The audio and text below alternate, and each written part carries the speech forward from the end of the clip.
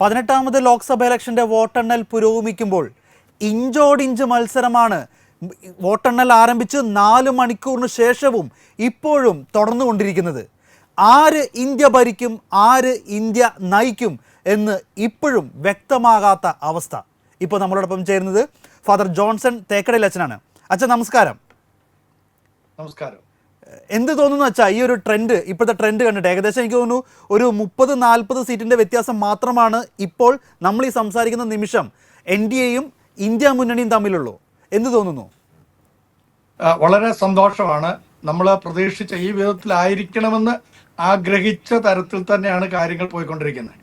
നേരത്തെ നമുക്കറിയാവുന്നതുപോലെ 400 സീറ്റിൽ കൂടുതൽ ഒരു പാർട്ടിക്കോ അല്ലെങ്കിൽ അവരുടെ മുന്നണിക്കോ കിട്ടിയാൽ ഇന്ത്യൻ ഭരണഘടന തന്നെ ചോദ്യം ചെയ്യപ്പെടും. അതിന് ഒരു മാറ്റം ഉണ്ടാകുമെന്ന് നമ്മളൊക്കെ ഭയപ്പെട്ടു. അതുണ്ടാകാതിരിക്കാൻ തക്കവണ്ണം നമ്മൾ ആഗ്രഹിക്കുകയും പ്രാർത്ഥിക്കുകയും അധ്വാനിക്കുകയും ചെയ്തു. അതിന്റെ ഫലമായി തന്നെ നല്ലൊരു ഒരു പാർട്ടിക്കും വ്യക്തമായ ഭൂരിപക്ഷമില്ല, എന്നാൽ മുന്നണിയോടൊപ്പം ഭരിക്കത്തക്കവണ്ണം മറ്റുള്ളവരെ കൂടെ ഉൾക്കൊണ്ട് ഭരിക്കത്തക്കവണ്ണമുള്ള ഒരു തെരഞ്ഞെടുപ്പ് റിസൾട്ടാണ് ഇപ്പോൾ നമ്മുടെ കൺമുമ്പിലുള്ളത്. കുറച്ചുകൂടെ കഴിയുമ്പോൾ എങ്ങനെയാവുമെന്ന് നമുക്ക് അറിഞ്ഞുകൂടാ. ഇപ്പോഴത്തെ സാഹചര്യത്തിൽ വളരെ സന്തുഷ്ടിയുണ്ട്. ദൈവത്തിന് നന്ദി കരയറ്റുകയാണ്.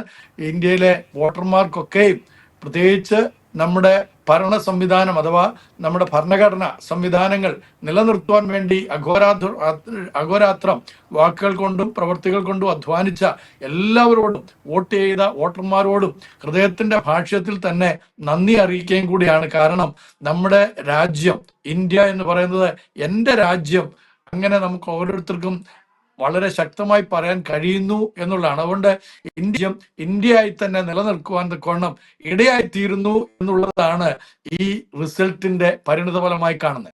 ഈ എക്സിറ്റ് പോളുകളെല്ലാം BJP നേതൃത്വം നൽകുന്ന NDAക്ക് ഒരു ഈസി വാക്ക് ഓവർ അല്ലെങ്കിൽ വളരെ ഈസി ആയിട്ടുള്ള ഒരു വിജയം, അതോടൊപ്പം ഒരു മൃഗീയമായ ഒരു ഭൂരിപക്ഷവും പ്രവചിച്ചിരുന്നു.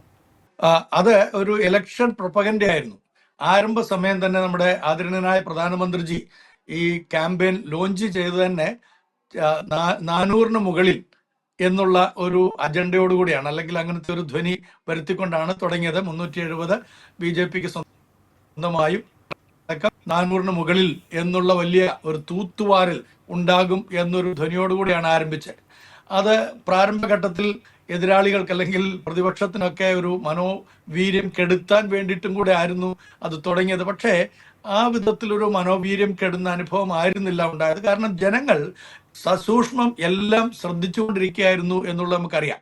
കഴിഞ്ഞ 10 വർഷം നമ്മുടെ രാജ്യം കടന്നുപോയ അവസ്ഥകളെക്കുറിച്ച് കൃത്യമായി വിശകലനം ചെയ്തിട്ടാണ് ജനങ്ങൾ ബൂത്തിലേക്ക് പോയത്. അതുകൊണ്ട് തന്നെ ഈ 400-ന് മുകളിൽ എന്നുള്ളത് ഒരിക്കലും സംഭവിക്കാത്ത കാര്യമാണെന്ന് ഇപ്പോഴത്തെ റിസൾട്ട് കൊണ്ട് നമുക്കറിയാം.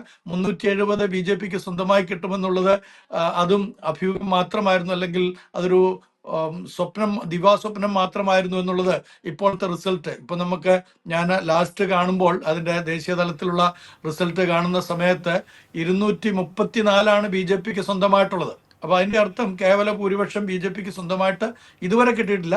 ഇനി ഒരു 1-2 മണിക്കൂറും കൂടി ഉണ്ടല്ലോ, അപ്പം നമുക്ക് അറിഞ്ഞുകൂടാ. പക്ഷേ ഒരു കാര്യം വളരെ കൃത്യമാണ്, നമ്മുടെ രാജ്യത്തിലെ എല്ലാ ജനങ്ങളും BJPക്ക് വോട്ട് ചെയ്തവരായിരുന്നാലും പ്രതിപക്ഷങ്ങൾക്ക് വോട്ട് ചെയ്തവരായിരുന്നാലും എല്ലാവരും ആഗ്രഹിക്കുന്നത് സുസ്ഥിരമായൊരു ഭരണം ഉണ്ടാകണം. അതോടൊപ്പം തന്നെ അത് നമ്മുടെ ഭരണഘടനയ്ക്ക് വിഘാതം വരുത്താത്ത ഒരു ഭരണമായിരിക്കണം എന്ന് എല്ലാവരും ഒരുപോലെ ആഗ്രഹിച്ചിട്ടുണ്ട് എന്നുള്ളതാണ് ഞാൻ അതിൽ നിന്ന് മനസ്സിലാക്കുന്നത്. പ്രത്യേകിച്ച് വാരണാസിയിലെ ആദരണീയനായ പ്രധാനമന്ത്രി നമ്മുടെ ശ്രീ നരേന്ദ്ര മോഡിജി മത്സരിക്കുന്നതായിട്ടുള്ള വാരണാസിയില് ഞാൻ ലാസ്റ്റ് കാണുമ്പോൾ അദ്ദേഹം 60,000 വോട്ടിന് അടുത്ത് ഭൂരിപക്ഷം മാത്രമേ ഉള്ളൂ. അദ്ദേഹത്തിന്റെ ഭൂരിപക്ഷം 5 ലക്ഷത്തിന് മുകളിലാകും എന്നൊക്കെ പലരും പ്രവചിച്ചിട്ടുണ്ടായിരുന്നു. പലരും തെറ്റായിട്ട് രേഖകളൊക്കെ ആ വിധത്തിൽ പറഞ്ഞിട്ടുണ്ടായിരുന്നു. പക്ഷെ അതൊന്നും നടന്നില്ല എന്നുള്ളത് നമുക്കറിയാം. അതിന്റെ കാരണം ജനങ്ങള് വളരെ കൃത്യമായ സൂക്ഷ്മതയോടുകൂടിയാണ് പോളിങ്ങിനായിട്ട് പോയത്, ബൂത്തിലേക്ക് പോയതും അവർ വോട്ട് ചെയ്തതും എന്നുള്ളത് നമുക്ക് അറിയാം. പിന്നെ ഒരു കാര്യം നമ്മൾ ചിന്തിക്കേണ്ടത്, പ്രതിപക്ഷത്തെ പല രാഷ്ട്രീയ പാർട്ടികളായിരുന്നല്ലോ, ഒരുമിക്കാൻ കഴിയാത്ത പല രാഷ്ട്രീയ പാർട്ടികൾ വളരെ ദൈവകൃപയാൽ ഒരുമിക്കാനായിട്ട് ദൈവം ഇടയാക്കി. എന്നാൽ അതിനകത്ത് സംഭവിച്ചത്, അവർക്ക് ഒരു പ്രധാനമന്ത്രി നേതാവിനെ കാണിച്ചു കൊടുക്കുക, അല്ലെങ്കിൽ പ്രധാനമന്ത്രി ഇന്ന ആളായിരിക്കുമെന്ന് ധൈര്യത്തോടെ പറയാൻ കഴിയാത്ത ഒരു ഇലക്ഷൻ കൂടി ആയിരുന്നു ഇത് എന്നുള്ളത് നമ്മൾ മറന്നു പോകരുത്. അപ്പൊ അതുകൊണ്ട് തന്നെ എന്തായിരിക്കും പ്രതിപക്ഷം ഭരണത്തിൽ വന്നു കഴിഞ്ഞാൽ അവര് ആരെയായിരിക്കും പ്രധാനമന്ത്രിയാക്കുക എന്നുള്ളൊരു വലിയ ചോദ്യചിഹ്നം എല്ലാവരുടെയും മനസ്സിലുണ്ടായിരുന്നു. ആ ആശങ്ക കൊണ്ട് പലരും ഇപ്പോൾ നിലവിലുള്ള ഒരു രാഷ്ട്രീയ പാർട്ടി അവര് ഒന്നുമില്ലെങ്കിലും ഒന്നിച്ച് ഭരിക്കാനായിട്ട് കഴിയും എന്നുള്ള ചിന്തയോടുകൂടി ആയിരിക്കാം ആ വിധത്തിൽ അദ്ദേഹത്തിനും അല്ലെങ്കിൽ അദ്ദേഹത്തിന്റെ പാർട്ടിക്കും BJPക്കും ഒക്കെ വോട്ട് ചെയ്തതെന്ന് നമുക്ക് ചിന്തിക്കാവുന്നതാണ്. ഈ ഇലക്ഷൻ്റെ ആദ്യ സമയങ്ങളിൽ തന്നെ നരേന്ദ്രമോദി 6000 വോട്ടുകൾക്ക് പിന്നിൽ നിന്ന് അത് ജനങ്ങളെ ഒരുപാട് ഞെട്ടിച്ചിരുന്നു. അതോടൊപ്പം തന്നെ ഇപ്പോഴും 70,000-ന് മേലെയാണ് മോദിയുടെ ആ ഒരു ഭൂരിപക്ഷം. രാഹുൽ ഗാന്ധി മത്സരിക്കുന്ന രണ്ടിടത്തും വയനാട് 2 ലക്ഷം കടന്നു, വാരണാസിയിൽ 1 ലക്ഷം, നരേന്ദ്രമോദി മത്സരിക്കുന്ന രാഹുൽ ഗാന്ധി മത്സരിക്കുന്ന റായ്ബറയിൽ 1 ലക്ഷത്തിന് മുകളിൽ ലീഡ് ഇപ്പോഴും നടന്നുകൊണ്ട്. ഈ ഒരു അവസരത്തിൽ മണിപ്പൂർ വിഷയത്തിൽ അച്ഛൻ ഒരുപാട് ഇടപെട്ടിരുന്നതാണ് മണിപ്പൂർ വിഷയം. അവിടെയുള്ള 2 സീറ്റിലും ഇപ്പോൾ കോൺഗ്രസ് ആണ് മുന്നിട്ട് നിൽക്കുന്നത്. ഇതിനെങ്ങനെ കാണുന്നു? നമ്മള് വാസ്തവത്തിൽ പ്രതീക്ഷിച്ച ഒരു കാര്യം തന്നെയായിട്ടാണ് അവിടെ നിന്നുള്ള ന്യൂസുകൾ വരുന്നതും. ഞാൻ ആ പ്രദേശങ്ങൾ സഞ്ചരിച്ചപ്പോൾ അവസാനം ചെന്നപ്പോഴും അവരുടെ തീരുമാനങ്ങളിലൊക്കെ പല ആളുകളും എന്നോട് സംസാരിച്ചത്. അപ്പം അവര് BJPയുമായിട്ട് ഇനി യാതൊരു വിധത്തിലുള്ള അലയൻസിനും ഉണ്ടാകില്ല എന്നൊക്കെ പറഞ്ഞു. എങ്കിലും നമുക്ക് വിശ്വസിക്കാൻ കഴിയില്ല. കാരണം ഈ നോർത്ത് ഈസ്റ്റ് എന്ന് പറയുന്നത് യൂണിയൻ ഗവൺമെന്റ് ആരാണോ ഓക്യുപ്പൈ ചെയ്തിരിക്കുന്നത് അവരോട് ചേർന്ന് നിൽക്കാനാണ് അവർക്ക് എപ്പോഴും താല്പര്യം. ആ വിധത്തിലായിരിക്കും ഈ നോർത്ത് ഈസ്റ്റിലുള്ള ആളുകളുടെ ഒരു, കാരണം അവർക്ക് കിട്ടേണ്ടുന്ന സാമ്പത്തിക കാര്യങ്ങളെല്ലാം തന്നെ സെൻട്രൽ ഗവൺമെന്റിൽ നിന്നാണ് അവർക്ക് കിട്ടാനുള്ളത്. അതുകൊണ്ട് ഇപ്പൊ അവർ ഭരണപക്ഷത്തേക്ക് ആര് ഭരിക്കുന്ന അവരുടെ കൂടെ നിൽക്കാനാണ് സാധ്യതയുള്ളത്. അത് അവരുടെ ആ ട്രൈബൽസിന്റെ ഒരു പ്രത്യേകതയാണ്. ഓക്കെ ചാ, കേരളത്തിലെ അവസ്ഥയെ എങ്ങനെ നോക്കിക്കാണുന്നു? LDF ഇപ്പോൾ ഒരു സീറ്റിലേക്ക് ഒതുങ്ങുന്നൊരവസ്ഥ കാണുന്നുണ്ട്. എന്നാൽ ഒരിക്കലും പ്രതീക്ഷിക്കാതെ ഒരു സീറ്റ് മാത്രം പ്രതീക്ഷിച്ച BJP 2 സീറ്റിൽ ലീഡ് ഉയർത്തിയിരിക്കുകയാണ്. ഒരു സീറ്റ് അവർ ഉറപ്പിക്കുകയും ചെയ്തു, തൃശ്ശൂർ. ഇതിനെങ്ങനെ കാണുന്നു? അല്ല, BJPക്ക് 2 സീറ്റ് കേരളത്തിൽ ലഭ്യമാകുമെന്നുള്ളത് നമ്മൾ നേരത്തെ തന്നെ വളരെ കൃത്യമായിട്ട് മനസ്സിലാക്കിയിരുന്നു. തൃശ്ശൂരും തിരുവനന്തപുരമായിരുന്നു നമ്മൾ അന്ന് പ്ലാൻ ചെയ്തിരുന്നത്, അല്ലെങ്കിൽ മനസ്സിലാക്കിയിരുന്നത്. അത് അവര് കഠിനാധ്വാനം ചെയ്തു. പ്രധാനമന്ത്രിജി വന്ന് അതിൻ്റെ കാര്യങ്ങളെല്ലാം തന്നെ ചുക്കാൻ പിടിക്കുകയും കാര്യങ്ങൾ ചെയ്യുകയും ചെയ്തപ്പോൾ നമ്മുടെ ജനം അത് അദ്ദേഹത്തിൻ്റെ മോഡി ഗ്യാരണ്ടി എന്നുള്ള ആ വാക്കുകൾ വിശ്വസിച്ചു. ഒരു കാര്യം ഞാൻ ഇതിനോട് ചേർത്ത് പറയാൻ ആഗ്രഹിക്കുകയാണ്.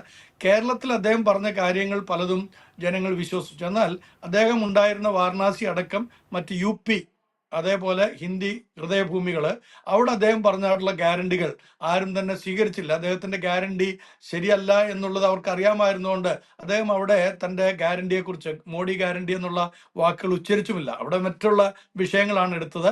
ആ വിഷയങ്ങൾ എടുത്തപ്പോൾ അവിടുത്തെ ജനം അത് കൈക്കൊണ്ടില്ല എന്നുള്ളതാണ് ഇപ്പോഴത്തെ റിസൾട്ട് കൊണ്ട് നമുക്ക് മനസ്സിലാകുന്നത്. കേരളത്തിൽ പൊതുവെ ഇപ്പോൾ ഭരിക്കുന്ന ഭരണകക്ഷിയോട് ജനങ്ങൾക്കൊരു വിരക്തി ഉണ്ടായിട്ടുണ്ട്.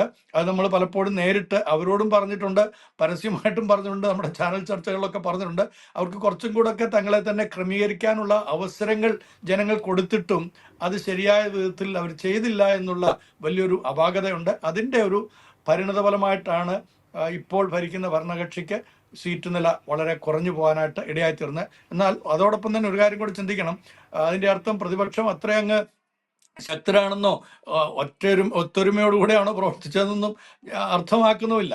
ഭരണപക്ഷത്തിലേക്ക് ഉള്ള ആളുകളെ അവരോടുള്ള എന്താ പറയുക, അവരോടുള്ള ഒരു വൈരാഗ്യം അല്ലെങ്കിൽ അവരോടുള്ള ഇഷ്ടമില്ലായ്മ ആർക്ക് കൊടുക്കുമെന്നുള്ള ചിന്തയിൽ കൂടെ കിട്ടിയ വോട്ടുകളും കൂടിയാണ് പലതും ഇപ്പോൾ UDFനെ കിട്ടിയിരിക്കുന്നത്. അപ്പം ഈ UDF ആയിരുന്നാലും LDF ആയിരുന്നാലും NDA ആയിരുന്നാലും ഒക്കെ ഓർക്കേണ്ട ഒരു കാര്യം, നമ്മുടെ രാജ്യത്തെ അല്ലെങ്കിൽ നമ്മുടെ നാടിനെ ഒരു വിഭജനത്തിലേക്ക് കൊണ്ടുപോകാതെ ഐക്യത്തിലേക്ക് കൊണ്ടുപോകണം. 10 വോട്ടിന് വേണ്ടിയിട്ട് നമ്മുടെ രാജ്യത്തെ തള്ളിപ്പറയുകയോ നമ്മുടെ ജനങ്ങളെ ഭിന്നിപ്പിക്കുകയോ നമ്മുടെ ഐക്യത തകർക്കുകയോ ചെയ്യുന്നത് നല്ലതല്ല എന്നുള്ള ഒരു വലിയ സന്ദേശം കൂടി ഈ സമയത്ത് ഞാൻ തരാനായിട്ട് ആഗ്രഹിക്കുകയാണ്.